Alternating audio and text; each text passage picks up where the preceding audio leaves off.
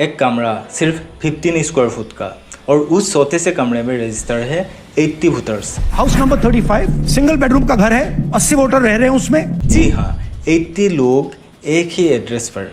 सुन के आप सोचेंगे ये कैसे पॉसिबल है। ये एग्जाम्पल है उन हज़ारों क्लेम्स का जो कांग्रेस के लीडर राहुल गांधी ने 2024 के लोकसभा चुनाव के बाद उठाए हैं।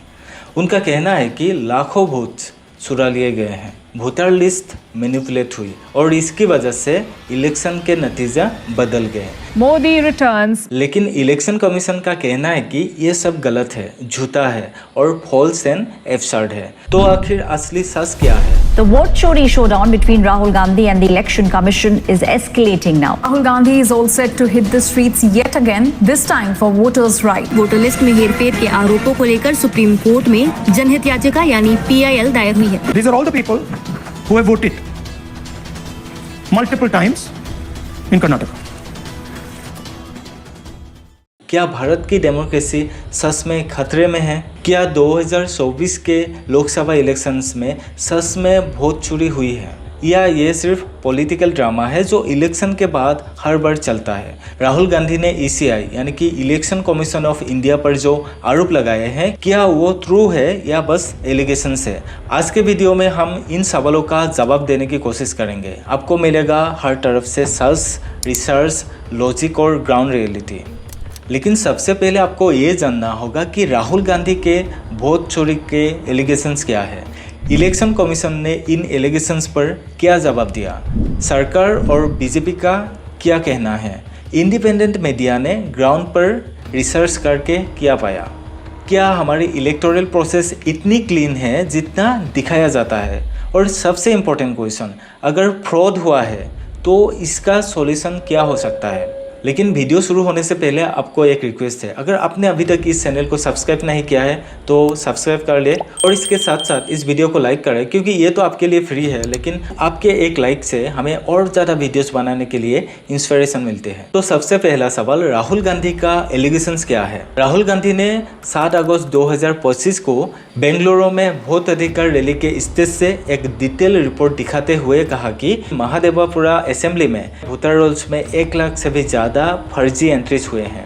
उनका क्लेम था कि इस नंबर में लगभग 12,000 डुप्लीकेट वोटर्स, 40,000 फेक या इनवैलिड एड्रेसेस, 10,000 से भी ज़्यादा बल्क रजिस्ट्रेशन जहां डजन्स लोग एक ही घर से रजिस्टर हुए हैं, और 4,000 से ज़्यादा वोटर्स के ब्लड या इनवैलिड फोटोज़, और 34,000 लोग जो फॉर्म 6 का मिसयूज करके ऐड हुए हैं वो लोग शामिल हैं। कांग्रेस का कहना है कि एक छोटा सा कमरा और ऐसा एड्रेसेस जो रियलिटी पे एग्जिस्ट ही नहीं करते, वहाँ पे लोग रजिस्टर होना फिजिकली इम्पॉसिबल है। इंडियन एक्सप्रेस के एनालिसिस ने भी एक एग्जाम्पल्स दिए।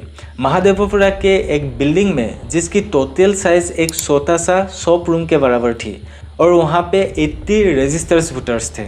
इंडिया टुडे की ग्राउंड रिपोर्ट में टेनेंट्स ने कहा कि एलिजेड रजिस्टर्ड वोटर्स वहाँ कभी रहते ही नहीं थे, और इन सब में राहुल गांधी ने कहीं से 48 ऐसे लोकसभा सीट गिना दी जहाँ इन सारे इरेगुलरिटीज़ विनिंग मार्जिन से भी ज़्यादा थी। यानी कि इन सारे इरेगुलरिटीज़ के कारण बीजेपी को बेनिफिट हुआ और उन सारे सीट्स में बीजेपी ने इलेक्शन जीत लिया। राहुल गांधी का कहना है कि अगर वोटर रोल्स कॉम्प्रोमाइज़ है तो डेमोक्रेसी का फाउंडेशन हिल गया है। लेकिन अगले ही दिन यानी कि 8 अगस्त 2025 को इलेक्शन कमीशन ने प्रेस नोट जारी करके और सोशल मीडिया पर #ECI फैक्ट चेक चलाते हुए इन एलिगेशंस को फॉल्स और एब्सर्ड कहा। ECI ने कहा राहुल गांधी ने ना तो साइन लीगल एफिडेविट दिया, ना ही कोई फॉर्मल कंप्लेंट फाइल की जहां पे सपोर्टिंग डॉक्यूमेंट हो। रूल 23B के मुताबिक अगर कोई पॉलिटिशियंस ऐसे चार्जेस लगाता है तो उन्हें ओथ पर साइन करके देना पड़ता है, जिसका राहुल गांधी ने पालन नहीं किया।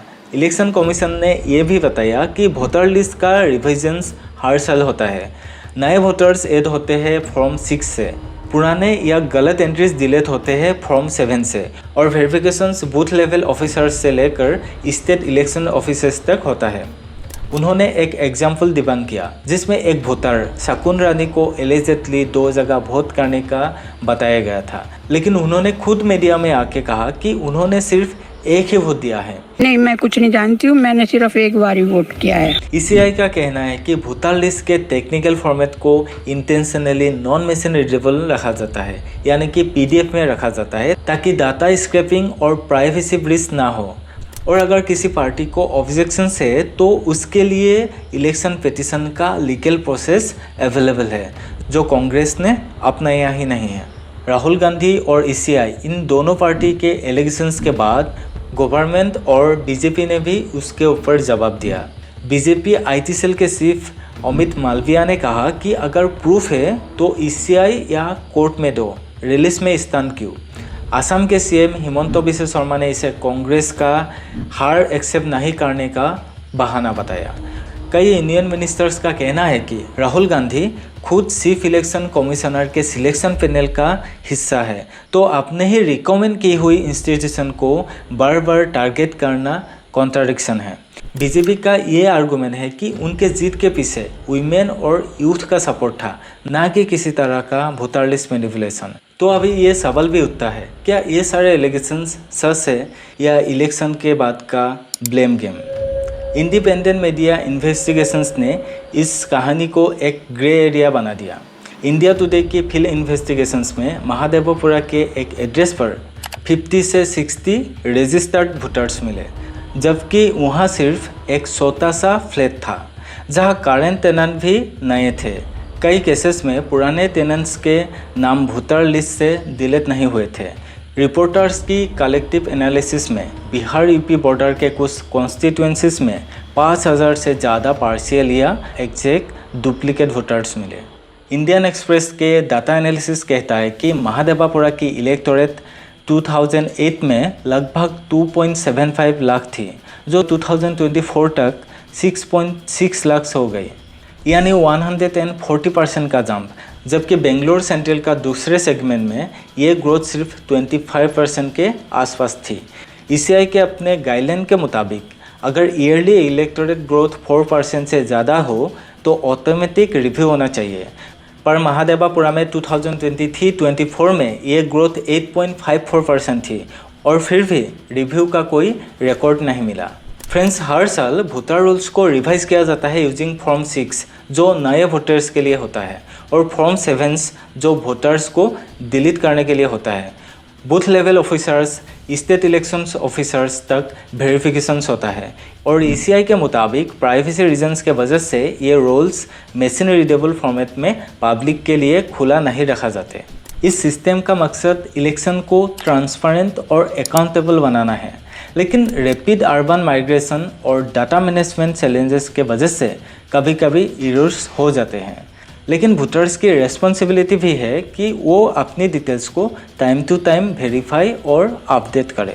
अब ये सब इरेगुलेटरीज एक तरफ और डेलिबरेट फ्रॉड का लीगल प्रूफ एक तरफ, दोनों का मिलन अभी तक नहीं हुआ है, और इसीलिए सवाल उठता है, क्या ये सब नेचुरल एडमिनिस्ट्रेटिव बैकलॉग का रिजल्ट है या इंटेंशनल मैनिपुलेशन। क्या माइग्रेशन, आउटडेटेड डाटा और मैनुअल एरर्स से ये पैटर्न्स बन गए हैं, या किसी ने जानबूझकर ये रोल्स बदले। और इसके साथ साथ ये भी है कि बिना प्रूफ के कोई एक्विजिशन लगाने से पब्लिक ट्रस्ट कितना डैमेज होता है। और सबसे इम्पोर्टेंट क्वेश्चन, प्राइवेसी प्रोटेक्ट करते हुए ट्रांसपेरेंसी कैसे बढ़ सकेगी। अगर सॉल्यूशन की बात करें तो शॉर्ट टर्म में डिस्प्यूटेड कॉन्स्टिट्यूएंसीज का सुप्रीम कोर्ट या हाई कोर्ट के अंदर फॉरेंसिक ऑडिट हो सकता है। इसके साथ साथ ईयरली वोटर लिस्ट आधार सीडिंग के साथ क्लीन हो, जिसमें प्राइवेसी के लिए ऑप्ट आउट ऑप्शंस मिल सके, और एक पब्लिक मोबाइल ऐप बने जहां कोई भी अपने एरिया में डुप्लीकेट एंट्री प्रूफ के साथ फ्लैग कर सके। लॉन्ग टर्म रिफॉर्म्स में machine readable voter rolls, trusted party को रिलीज करना, blockchain audit trails for rolls update और इलेक्शन पिटीशंस को फास्ट ट्रैक करके 6 महीने में डिसाइड करना शामिल हो सके। वीडियो के एंड में मैं यही बोलना चाहूँगा कि हमें ये याद रखना चाहिए कि हर वोट एक आवाज़ है जो भारत के फ्यूचर को तय करता है। लेकिन सिर्फ वोट डालना काफ़ी नहीं होता, वोट की गिनती पर पब्लिक का भरोसा बनाना उतना ही ज़रूरी है। राहुल गांधी ने ये जो क्वेश्चंस उठाए हैं, ये चाहे पॉलिटिकल स्ट्रेटजी हो या फिर कुछ और, लेकिन ECI की ट्रांसपेरेंसी और अकाउंटेबिलिटी पीपल्स ट्रस्ट के लिए इक्वली इम्पोर्टेंट है। तो मैं आपसे पूछता हूँ, ये भूत चोरी सच है या एक पॉलिटिकल स्ट्रेटेजी है? कमेंट सेक्शन में आपका ओपिनियन ज़रूर लिखिए और ऐसे ही फैक्ट बेस्ड वीडियोस के लिए चैनल को सब्सक्राइब करना ना भूलें और इसके साथ साथ इस वीडियो को एक बार लाइक कर दीजिए। मिलता हूँ नेक्स्ट वीडियो में, तब तक के लिए थैंक्स फॉर वॉचिंग।